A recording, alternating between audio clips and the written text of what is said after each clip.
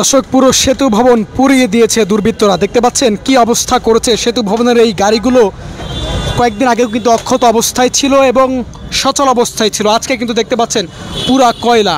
পুরো সেতু ভবনের দৃশ্য এমন, যদি একটু দেখাই, গত 18 তারিখ এবং 19 তারিখ কিন্তু এই সেতু ভবনে হামলা চালানো হয়, দুর্বৃত্তরা আগুন দেয় এবং দেখতে পাচ্ছেন সেতু ভবনের যে গ্লাস রয়েছে এখানে কিন্তু ইটপাটকেল ছোড়া হয়। দেখতে পাচ্ছেন এখনও কিন্তু গ্লাসগুলো ভেঙে রয়েছে এবং এখানে যে গাড়িগুলো ছিল, যে যানবাহনগুলো ছিল, সেই যানবাহনগুলো কিন্তু আগুন দিয়ে পুড়ে দেওয়া হয় এবং ভেতরের দৃশ্য কিন্তু একই রকম। ভেতরে কিন্তু একেবারে পুড়ে ছাই হয়ে গিয়েছে এবং এই সেতু ভবনের যে ফ্লোর রয়েছে, কয়েকটি ফ্লোরে কিন্তু যে জিনিসপত্র ছিল, যন্ত্রাংশগুলো ছিল, সেইগুলো কিন্তু পুড়ে ছাই করে দেওয়া হয়েছে। গত 18 তারিখ এবং 19 তারিখ কিন্তু এখানে আন্দোলনকারী অর্থাৎ কোটা আন্দোলনকারী এবং পুলিশের মধ্যে সংঘর্ষ হয়। সেই সংঘর্ষের পরে কিন্তু এমন চিত্র দেখা গিয়ে এখানে যারা সিকিউরিটি গার্ড অর্থাৎ নিরাপত্তা কর্মীরা ছিলেন তাদের সঙ্গে কথা বলেছে। তারা বলেছেন আসলে যারা হামলা চালিয়েছেন তারা আসলে তাদেরকে দেখে আসলে শিক্ষার্থী মনে হয় না। অর্থাৎ এই যে শিক্ষার্থীদের আন্দোলনের মধ্যে কিন্তু অনেকেই ঢুকে পড়েছে, অনেক দুর্বৃত্তরা ঢুকে পড়েছে, যার কারণে কিন্তু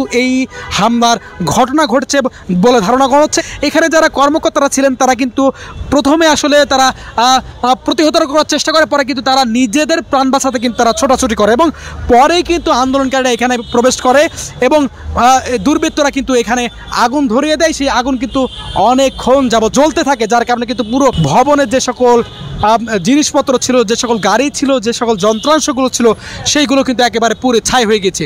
এখানে দেখতে পাচ্ছেন সেতু কর্মকর্তারা যারা রয়েছেন, এই ভবনে যারা প্রশাসন রয়েছেন, কর্মকর্তা রয়েছেন, তারা কিন্তু আজকে এই ভেতরে কিন্তু প্রবেশ করতে পারছে না। তারা কিন্তু এখানে যে অস্থায়ী কার্যালয়, সেখানে অস্থায়ী কার্যালয় কিন্তু সেতু বিভাগ চালু করেছে, অস্থায়ী কার্যালয় কিন্তু এখানে তারা পরিচালনা করছে। দেখতে পাচ্ছেন এই চিত্র আসলে গত 18 তারিখের আগেও কিন্তু ভিন্ন ছিল এবং এখানকার তথ্য মতে 18 তারিখ এবং 19 তারিখ এখানে কিন্তু হামলা চালানো হয় এবং এখানে আগুন জ্বালানো হয়। একটু যদি ভেতরে অর্থাৎ প্রথম ফ্লোরের চিত্র যদি দেখাই, একটু দেখতে পারবেন কি অবস্থা করেছে, কি অবস্থা হয়েছে সেতু ভবনের।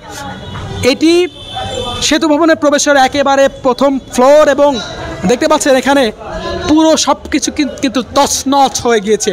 গ্লাস ভেঙে রয়েছেন, যে সকল আসবাবপত্র ছিল, যন্ত্রাংশগুলো ছিল, সেই যন্ত্রাংশগুলো কিন্তু এখানে পুড়ে রয়েছে এবং পুরো ভবনের চিত্র কিন্তু এমন। কিছুক্ষণ আগে একজনের সঙ্গে কথা বলছিলাম, এখানকার দায়িত্বে ছিলেন এবং তিনি জানাচ্ছিলেন এই সেতু ভবনের যে দৃশ্য সেটি কিন্তু 18 তারিখ এবং 19 তারিখে হয়েছে এবং কারা হামলা করেছে তারাও নির্দিষ্ট করে বলতে পারছে না। এই যে সেতু ভবনে এখানে তো দেখতে পাচ্ছি একবারে পুরো ছাই হয়ে গিয়েছে। আপনি তখন ছিলেন কিনা বা কি দেখেছিলেন? আপনার চোখে আসলে কি দেখাতে গিয়েছিলেন? আপনি কি দেখেছেন সচক্ষে? আমি মোহাম্মদ রবিউল ইসলাম, কেয়ারটেকার বাংলাদেশ সেতু কর্তৃপক্ষ। বৃহস্পতিবার যখন আমরা বিকেল 4টা বাজে, এরপর থেকে এখানে আন্দোলনকারীদের সাথে বিভিন্ন শ্রেণী পেশার মানুষ এবং দুর্বৃত্তরা আমাদের ভবনের গেট এবং ভিতরে ইটপাটকেল ছুটতে থাকে।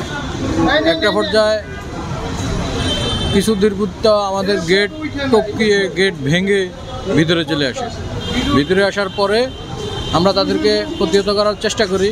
আমরা তাদেরকে বলি, কিন্তু তারা আমাদেরকে ইটপাটকেল এবং লাঠিসোঁটা নিয়ে আমাদের উপর তেড়ে আসে। তো আমরা তখন ভিতরে চলে যাই। ইটপাটকেল নিয়ে তারা আমাদের প্রতি তেড়ে আসে।